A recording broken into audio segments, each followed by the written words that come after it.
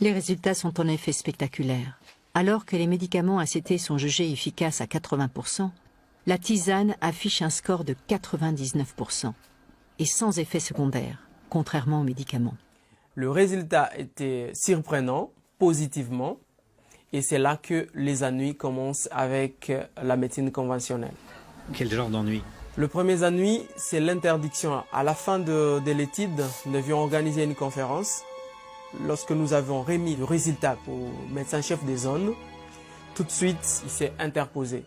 Il a dit « J'interdis, cette conférence n'aura pas lieu et je préfère que Jérôme puisse se taire et pas communiquer ses résultats à la population. » Ils ont vu que la tisane avait un meilleur résultat que les ACT et on nous a fait montrer que les différentes firmes pharmaceutiques risquent de couper leur appui.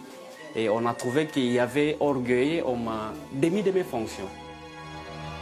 Le docteur Munyangui est lui aussi victime d'intimidation.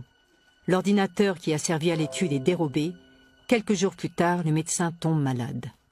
Je commençais à me sentir trop mal, je vomissais, je n'arrivais plus à manger, ça fait presque une semaine. Et j'avais des douleurs au niveau de l'estomac qui étaient un peu trop atroces. Et là, je suis parti à Goma d'urgence pour faire les examens. Et c'est là qu'on m'a diagnostiqué, voilà, et vous étiez empoisonné. À votre avis, d'où viennent ces ennuis? À mon avis, les ennuis viennent de firmes pharmaceutiques. Qu'est-ce qui vous permet de dire ça?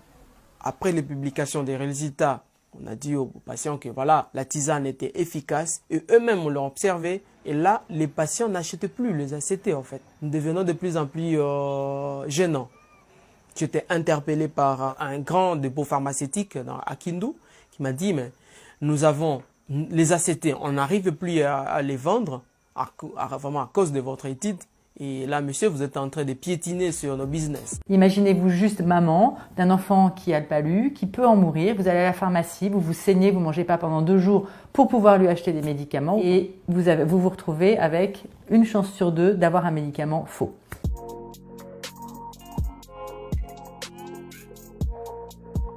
Donc le documentaire Malaria Business a été réalisé par Bernard Crutzen et il a ouvert les yeux sur une aberration de notre monde qui est la plus grande maladie infectieuse du monde peut être guérie par une plante que tout le monde peut avoir chez soi. Aujourd'hui, nous avons donc des maisons de l'artémisia qui sont des centres de formation qui aident donc les populations à bien cultiver l'artémisia, à bien la prendre médicalement.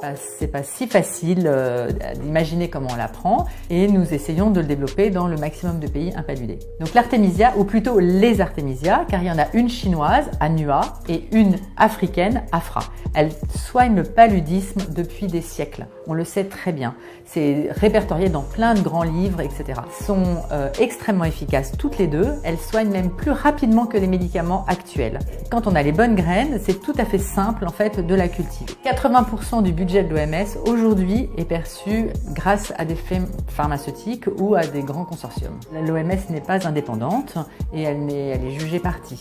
Donc aujourd'hui, c'est très compliqué d'arriver avec une thérapie alternative, on va dire, à des médicaments à l'OMS.